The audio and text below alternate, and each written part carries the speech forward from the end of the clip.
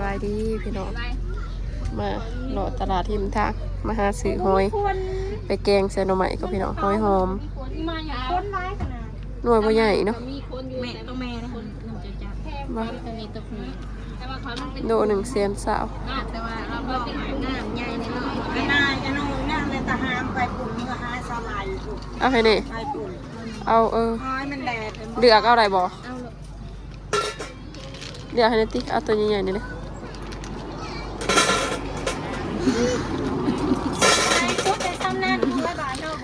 พอๆกันเนาะย่างจะลอกมือ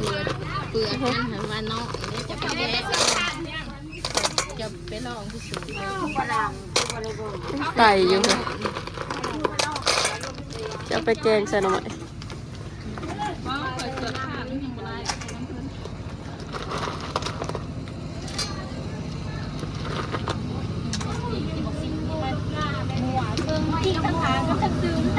มีเขาบักขอมีเขาอันนี้เนาะป้าต่อกับมีแค่ดังโง่บ่ออกบ่เฮ้ยเห็นพลตกป้ายังใหม่ๆตัวบักใหญ่ๆนึงเนาะจอดก็จะพี่น้องเพิ่งใหม่ๆแค่ขนาดได้อันนี้กันบ่ได้กินเพิ่นดอก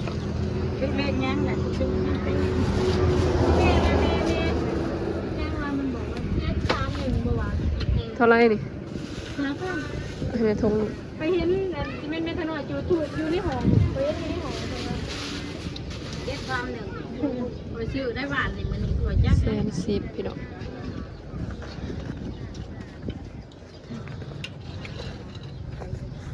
อะไรเกิดเรื่องนี้เดี๋ยวโอนเอาเด้อน้ำหายเบิ่งจีดอกก่อนจีดอกก็มีดิพี่น้องมีแต่ตัวบักใหญ่ธรรมดาเชียร์เดือนแต่ที่มาเชียร์แซนสิๆจีดอกพี่น้องจีดอกใหม่ๆสุดๆจักโตก็เอื่อยดิ50 โตนะ50ก็บ่ได้บ่จะมาฮะตายมึง1 70ได้ตายมึง60ท้ายมึง1 70ได้เอื่อยท้ายแย่นึงล่ะท้ายอันนั้นให้เขามันโตใหญ่เลยนะตัวใหญ่ๆตัวนึงกูได้3ค่ำ3ตัวใหญ่พี่ลีหาตัวอีใหญ่ถ้าก็เอาว่าอันนั้นช้อนโค้งมันสิได้อยู่แล้วบ่น่าสิเอาไปใส่แกงหน่อไม้ซื่อๆมาซื้อหอยหอมไปใส่แกงหน่อไม้เห็นจิโป่มนี่ก็ได้อยากไหลป้าแต่ตัวใหญ่ๆเนาะไปคูดมาบ่ป้าตาสะอ่อนให้ทั้งทงนี่ได้บ่บ่บ่เอาทงหนึ่งคิดอยากเอาหอยแต่ก็เอาจิโป่มป้าโอ้มีเห็ดนางงูกี่พออยากกินเห็ดนางงูนี่แต่เห็ดพอ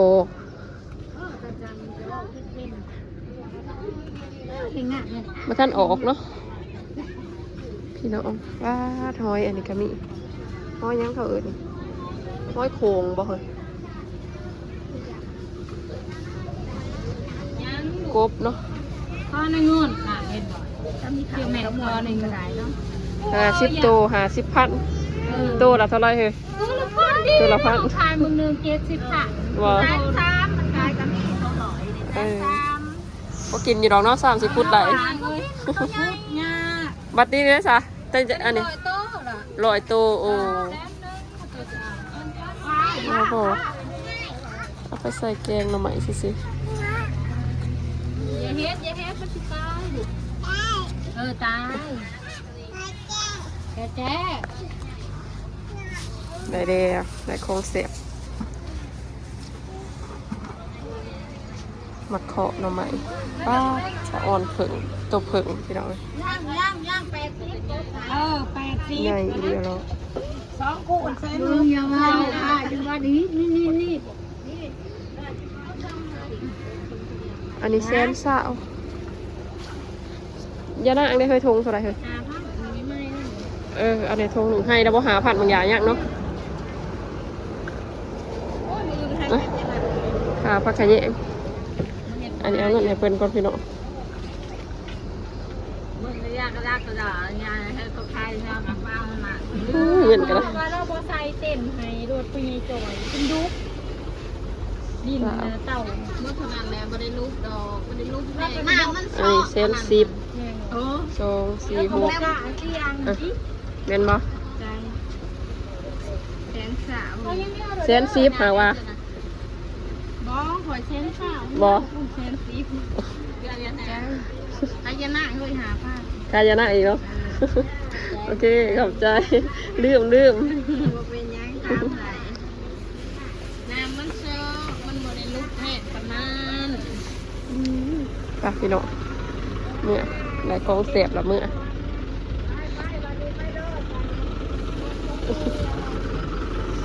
มาซื้อแต่หอยได้เพิ่งจีโปมพี่น้องเอ้ยได้ของเสียบเมื่อแกงใส่หน่อไม้แซ่บๆบ่มีผักแหวนเนาะมาตกปกติเป็นผักเป็นอันนี้เต็มนะเพียงไปพี่น้องเนี่ยกันเด้ออยู่บันดุยเนาะมันดุยนางงาม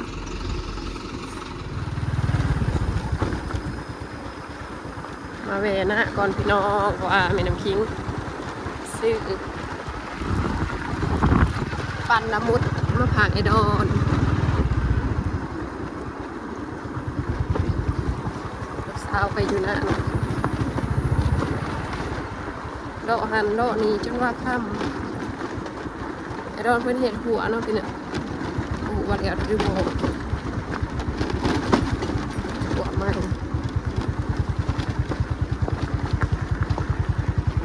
เข้าออกกระตูเปิดประตูปิดประตูละวะ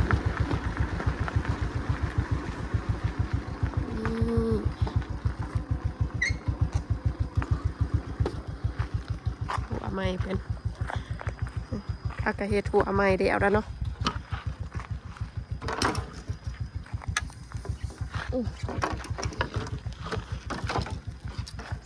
ย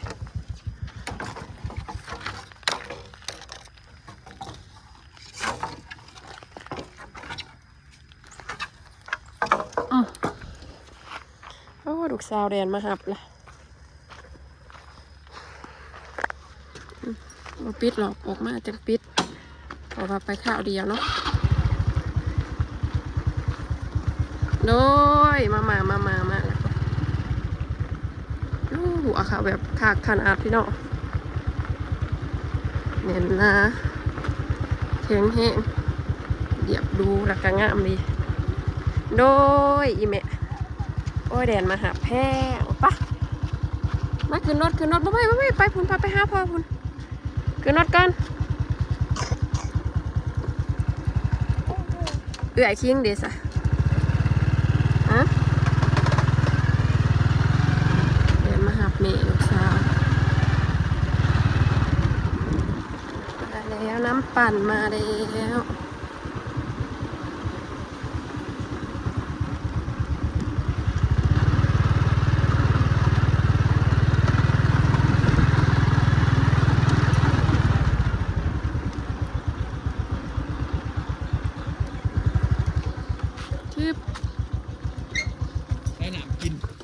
น้ำกินมันมี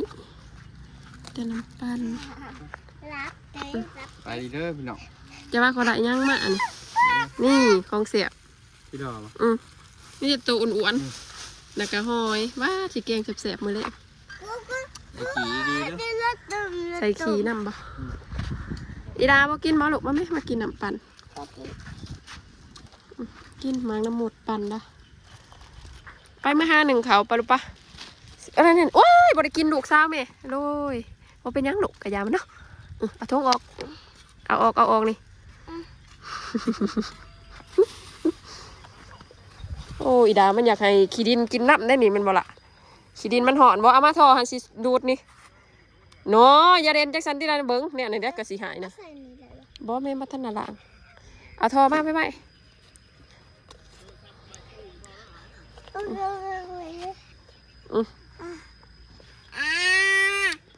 ทาคิ้วโอ้ยบอกว่าบ่บานปานใดละกะบานเอาแต่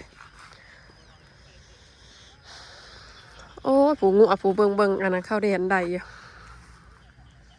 ก็เดนเอาไม้ขอนใส่อยู่กันดานเนาะโอ้งัวจุ่มที่ว่าสีลงมาอันน่ะเฮาพี่น้องมันฆ่าหัวแล้วมันไปลงเบืองนั้นอันนี้เมนอันนี้ซุ่มดำๆนะป้าพี่น้องจะมาน้ำเคียงมาหาหนึ่งเขาวเฮ็ดกินก่อนเนาะเดี๋ยวพี่น้องเครื่องเฮาสิแกงหน่อไม้เนาะแม่น้ำเคียงเตรียมจัดเตรียมใบเรียบร้อยถาแต่ข้าวซุปพี่น้องหนึ่งข้าวหนึ่งเนาะมีแต่เนื้อแซ่บ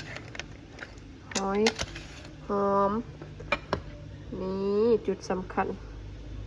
เมนูเฮาที่เฮ็ดให้แกงหน่อไม้แซ่บมื้อนี้ก็คือจิบโป่มพี่โดพี่น้องมีแต่ตัวอ้วนๆพี่ๆบ่แม่นไข่เด้อขี้เต็มท้องอันนี้คือใส่ขี้อิหยังเรียบร้อยบ่ได้เนาะแซ่บแบบพี่น้องโดนๆเดี๋ยวสิได้กินอันนี้ก็ได้คุดกะยะแห้งยานะหน่อไม้ครับต้มเรียบร้อยผักขะแยงเดี๋ยวแม่น้ำกินจะไปตำยานะใบถาพี่น้องในระหว่างรอเขาสุกเนาะแกงนะเด้อพี่น้องนี่กระดังใส่น้ำยานะเนาะน้ำยานะใส่ผักผิดปลาเด็กเรียบร้อยแล้วพี่น้องหอมปลาเด็กครับจักหน่อยจะสีใส่อะไรหัวหอยกับจิโป่งให้เขาเบื่อมันสุกก่อนพี่น้องนี่โอ้ยแมงวันกันเลยโอ้ยนาสีใส่จักเครื่องนึ่งเลยใส่ได้มันกัดอย่ามันได้เกินไปมันสิบแสบพี่น้องได้คนไม่ได้ยังแค่สิบจะกินอันนี้หอยหอมดีอีพอเราอยากกันเลยมากเบิดใจพี่น้องก็สิอยากแกงใส่หอยหอมมือดีฮะจะไปให้อีพอกินน้ำบอกแล้วทากินข้าวแดงกับแกงหน่อไม้อยู่ใส่แมงจิโปมลงไปแล้วเด้อพี่น้องโอ้ยแมงวัดนี่ก็ได้จิโปมจะดีกันมั้ยต้มมีใส่เบิร์ดเด้อจ้าตัวนี้นั่นแหงร้ายแหงแสบตัวนี้นี่โอ้ยขอบกันเลย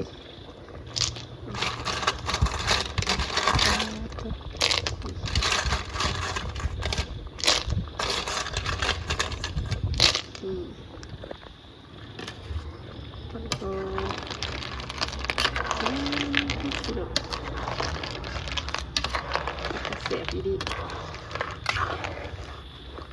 พ่อเอาบ่อยหอยพอแล้ว อะไรเนาะมันสิได้เกินมันสิมาเสียบเนาะ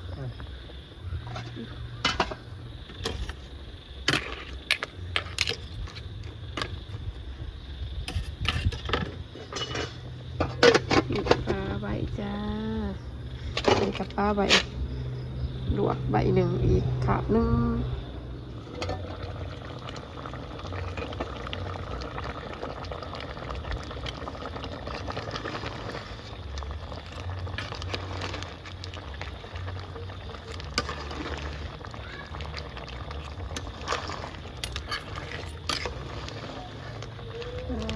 พี่น้องก็จะเสียบครับ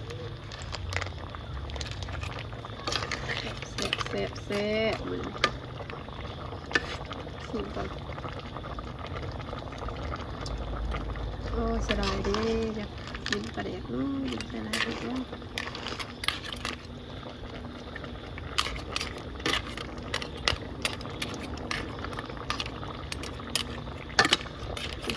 อีกก้อนจักหน่อยกันแล้วเราจะใส่ผักขะแยงเนาะ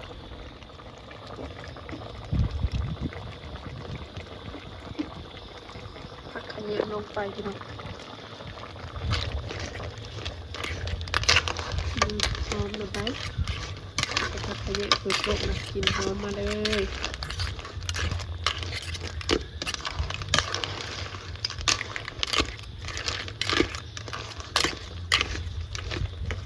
เฮ็ดสมบูรณ์พี่น้องเดี๋ยวเลยจะสิตาไปให้พอเนาะพอพากินข้าวได้นะ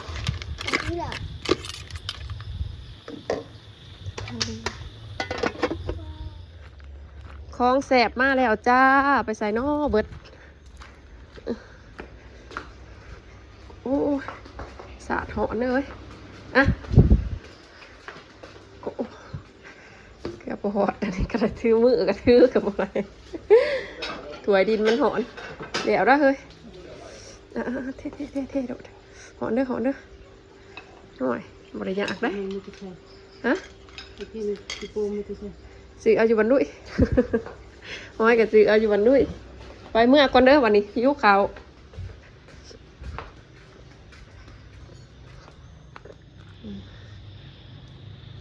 กำเก่าเรื่องใหม่สบายดี อันนี้พี่น้องตัดไก่ได้เพราะว่าไก่บ้านเจ็บ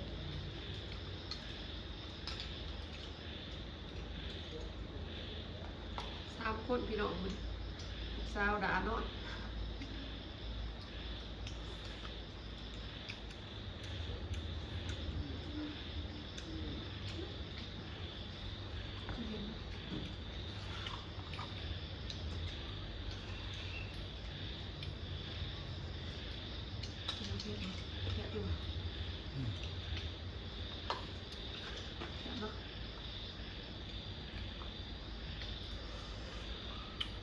โดดกันหมด เจ็บสาว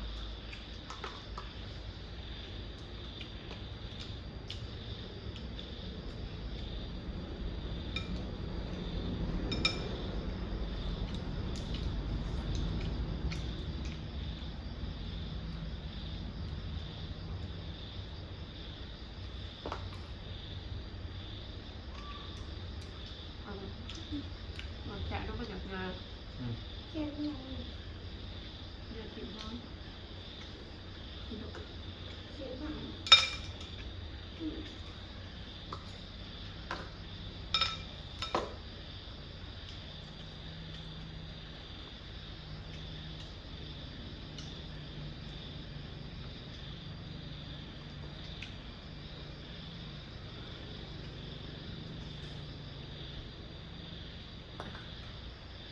สุกลายมันจะจีบอย่างเคร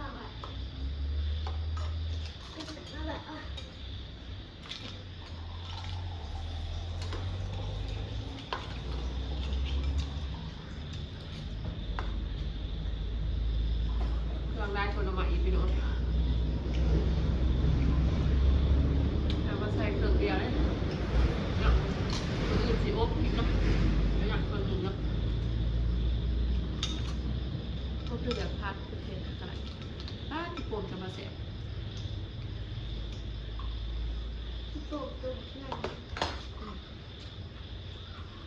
ส่วนใหญ่ไม่จะผีเจ็บท้อง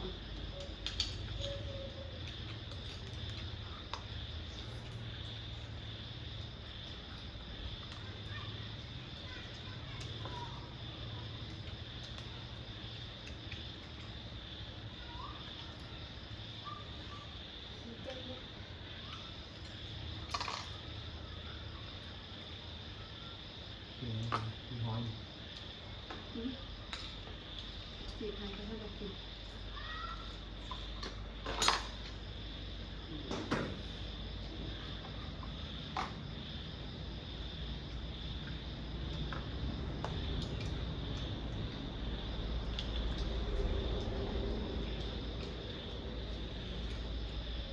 คงแถวเนี่ยกับไหลหอย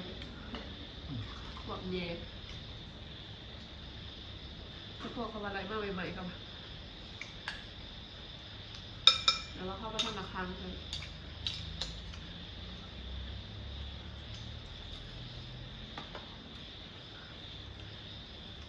ที่จะเวลาหอยจะไม่กินครับ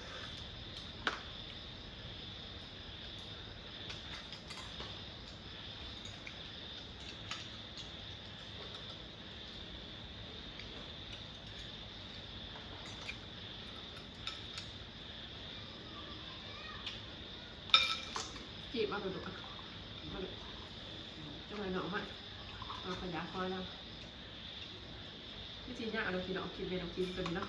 แต่สิได้ข้อจบใบเทียงกันในเรื่องสบายดีพี่น้องพอกันในคลิปหน้า